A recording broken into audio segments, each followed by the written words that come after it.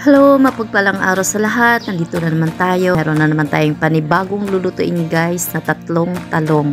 So ayan po yung tanghalian namin ngayon, July 12. Ang aming ulamin ngayon ni Darrell. So ayan, nagagayat po tayo ng talo para sa ating simpleng ulam lamang na ibabahagi ko po sa inyo ngayong araw na ito. So ayan guys, abangan ninyo, napakasimple lang po, swak sa budget. Ayan, wala nang kailangan pang marami pang lahok, kundi talong lamang po ang ating ilalahok, sibuyas, bawang. Ayan guys, so shout out pala sa lahat ng Mutsaanong vloggers, Barrio de Ispracata, and ating Sagip Squad, Planet Sword, at saka ang ating Sword Fanatics, Team Budo, Mamay Squad, Rinconatics, Pamilyang Di Magiba, at Team Repsol. So ayan guys, pinirito ko na yung ating matalong para tayo kakain na, and then umpisahan ng ating pagluluto na simple lamang pero swabe na sa ating panlasa. So ayan guys, sa mga nagbabad po dyan, pwede na yan ang ating uulamin sa maghapon. And then ayan po yung ating ginayat na sibuyas na ating ilalahok mamaya. At ang ininext po natin dyan ang ating bawang.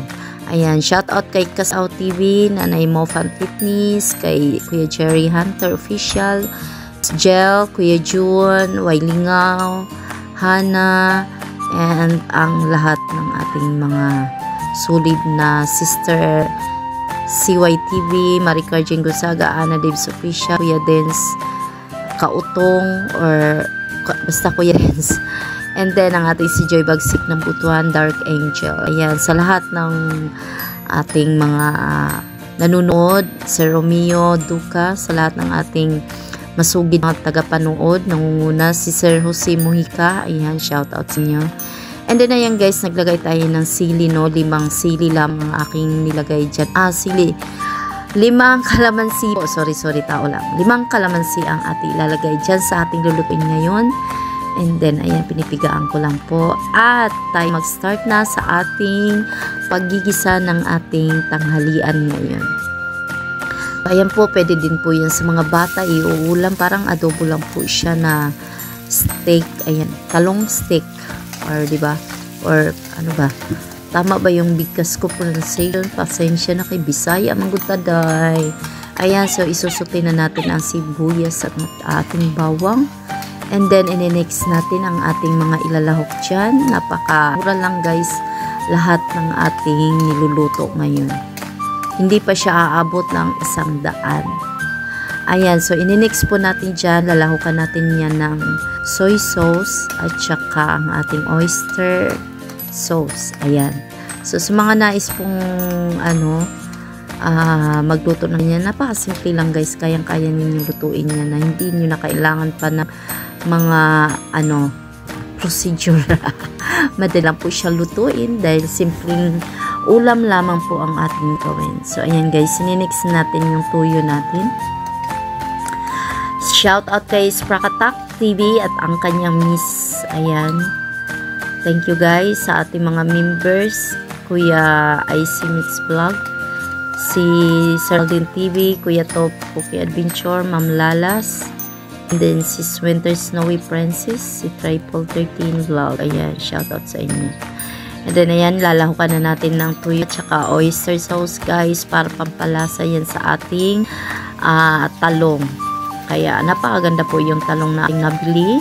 Napakasulit at napakamura po ng aking nabili sa ating suki. Shoutout sa ating mga suki dyan sa San Pablo City Market. So ayan na po yung kalamansi ating nilunod na para maglalasa na po yung ating gagawing sauce. Ayan. So ayan po yun, no, ang version po yung ginagawa ko ngayon dahil ngayon nyo lang nakita, nagluluto ako ng ganyan. So naglalagay na po tayo ng iodized salt and ground black pepper. Ayan. Thank you sa lahat mga narito ngayon sa ating premiere. And then ilalagyan natin ng kunting sabaw na water, tubig. Ayan, so lalagyan po natin yan na next para lumapot po. Lagyan natin ng tinunaw na cornstarch. Kunti lang po, huwag masyadong madami pa. Mga 1 kutsara lang para hindi po siya sobrang lapot. Ayan. So, ayun na po yung tinaw. Palalaputin lang po natin. Then, next na po natin ang ating talong. Ako po talaga, hindi po ako masyadong nakain ng talong. Kasi hindi ko alam. Basta siguro depende sa luto. Ayan guys. So, lalagay na natin ang ating talong dyan dahil medyo lapot na ang ating sabaw. Pero tikman muna natin. And then, meron pa tayong lalagay dyan guys na chili powder para mas lumasa. Pero in fairness, hindi po siya maanghang kasi kulang yung, wala po tayong chili fingers na nilagay. Maganda sana kung meron tayong mga ganun. Dahil ayun lang po yung nakikita ko sa rep, so ayun lang po yung lulutuin natin, diba? Ayan, nilagay na natin ang ating talong at malapit na po yung matapos guys dahil kunti na lang po buhay niyan dahil ayan ay luto na. So, pakukuluin lang natin ng konti, then ilalagay natin ang last toppings, ang ating sibuyas na masarap. Ayan, so lagay na po natin dyan para matapos ng ang luto at baka kayo naiinip na at naguguto.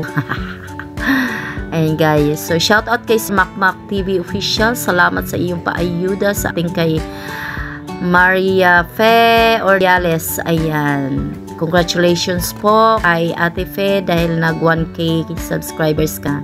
Thank you sa lahat ng mga nag-ayuda sa live ni Sir Makmak TV. Thank you sa lahat ng Team Budol. Ayan, maraming salamat po. So guys, nilagyan ko na ng durog na chili para malalasahan natin ng konti. Ayan na po. And then, yan, tapos na yan at maraming salamat sa lahat ng ating mga taga-sugid na manunood ng ating premiere. Thank you and God bless you all guys.